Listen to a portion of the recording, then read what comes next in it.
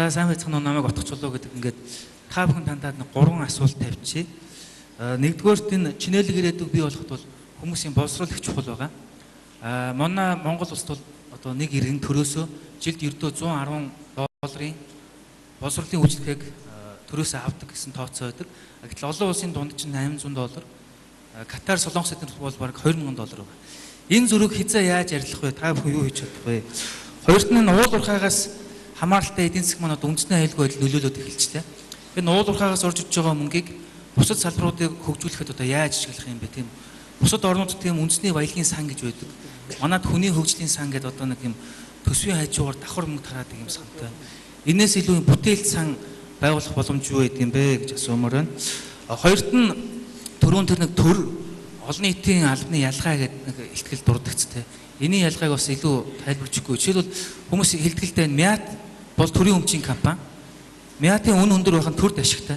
Гэвч цааш ингээ хараад үзэхээр нөгөө аялал жуулчлалын салбарт одоо үйлчлэгээ эрхэлж байгаа хүмүүс ноос нолоор зардаг хүмүүст бол ашиггүй байгаа шүү дээ. Гаднаас аль олон хүмүүс ирэх тусам монголчуудад олон нийтэд ард түмэнд ашигтай. Гэхдээ энэ төрд ашиггүй болчиход байгаа байхгүй. Тэгэхээр энэ төрийн өмч, олон нийтийн өмч, энэ ард түмэнд ашигтай байх. Энэ талаар одоо ямар төлөвлөгөө та бүхэнд байна вэ? За баярлалаа. Сайн байцгаана уу та бүхэнд энэ өдрийн мэндийг хүргэе. Ингээд би Монгол Улсын их сургуулийн улс төр судлалын ангид сурдаг. За энэ хүү мэрэгчлийг сонгоход бас надад хэд хэдэн шалтгаан байсан. За Монголын нийгэм өнөөдөр ийм байна, тийм байна гэдээ яриад байдаг боловч энэ бүгд надад таалагддаггүй. Засгийн эрхэнд сууж байгаа хүмүүсийг бид буруутгах гад байдаг ч гэсэн ард түмэн тэр хүмүүсийг өөрсдөө сонгоод өөрсдөө гаргасан. Тийм учраас бид буруутгах ёсгүй. За үүн дээрээс би өөрийнхөө уриалгыг болон бас өөрийнхөө бас зорилгыг хэлж өгье гэж бодлоо. Миний хувьд бол хамгийн эрхэм зүйл бол ёс суртахуун гэдэг сэдв байгаа.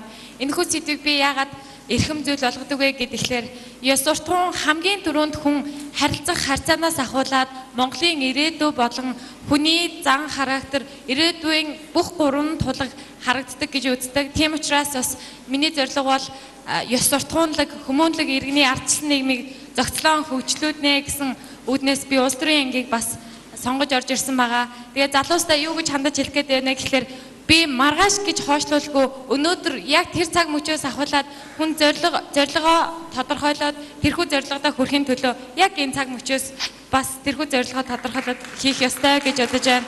Тэгээд энд цугларсан залуустаа чон шиг хиймэртэй, чөтгөр шиг хаттай, чихэр шиг амттай, чулуу шиг хаттай яваарай гэж хэлмээр байна. Баярлалаа залуусаа.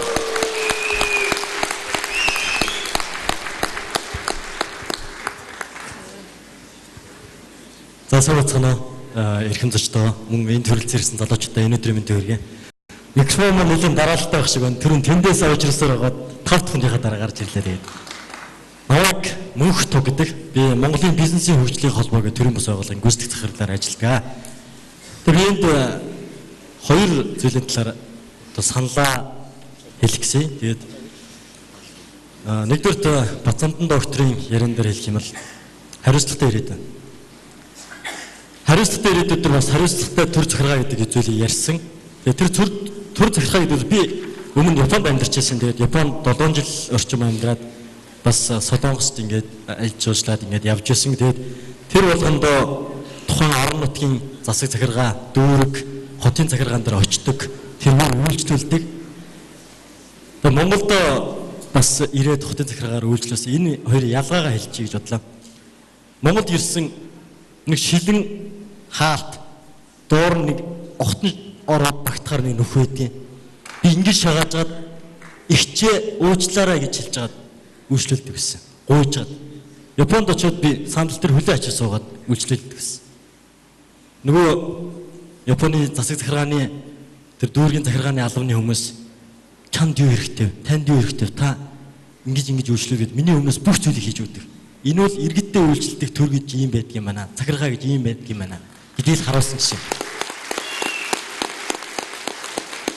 Нөгөө талаар би нэг удаа Солонгост очичоод нөгөө гал дээр нь миний нөгөө паспортон дээр жоохон зөрчил гараад тэгээд хүлээлгийн танхимд орсон байхгүй. Тэгээд тэнд 2 цаг гаруй хүлээсэлтэй гарч чадахгүй. Тэснод гайл ажилтнууд нууцлаараа таныг ингээ хүлээл гэж одоо бид нар төвөг өчж байгаа үнэхээр хүлцэл өсөж байна гэж.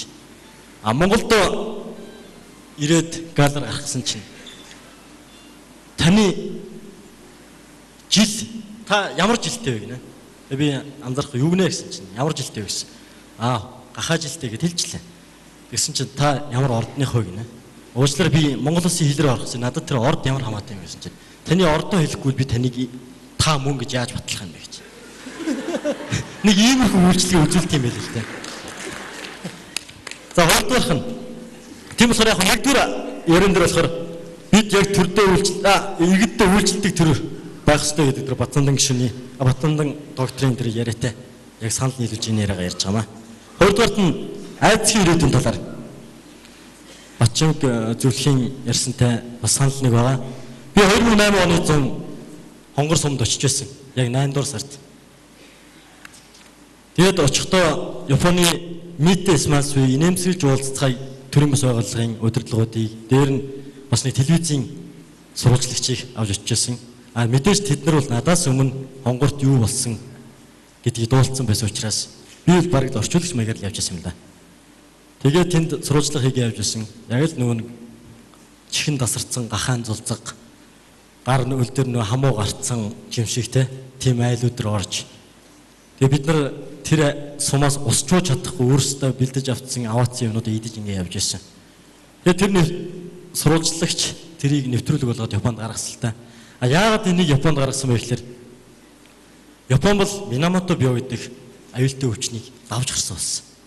Тэнд мэдээж энэ цацраг идэвхт бодисын нөлөө гэдэг бол өнөөдөр чам дээр илэрдэгч бас чиний үр хөвгтөр илэрдэг юм аюултай өвчин юм билээ л дээ.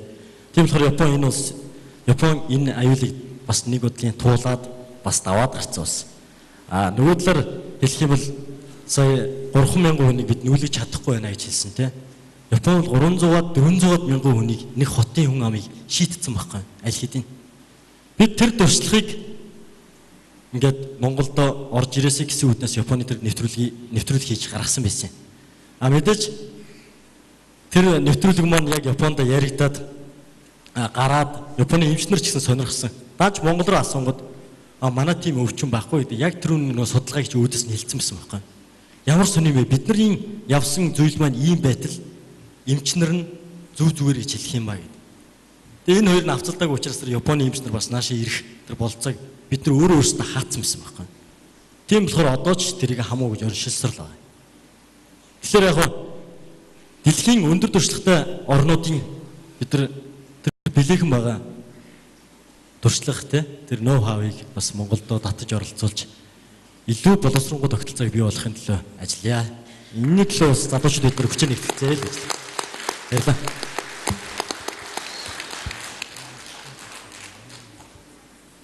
За сайн байцгаана уу.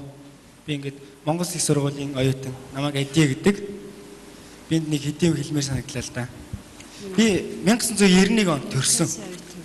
Өөрийгөө би Монгол улсад шин үеийн шудраг ёстой хамт төрсөн хүүхэд гэж боддог.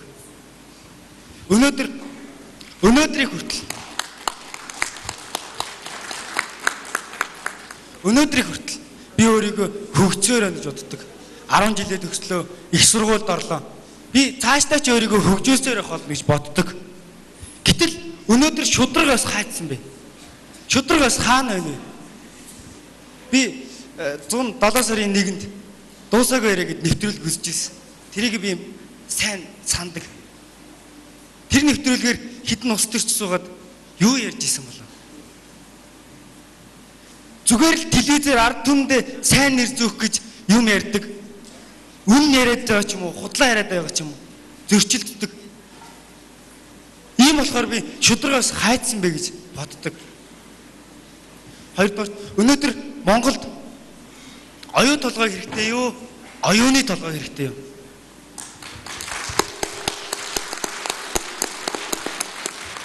Би саяхан хүүтэй болоод эхнэр хүүтэйгээ амьдарч байгаа л да. Одоо гурлаа. Ороод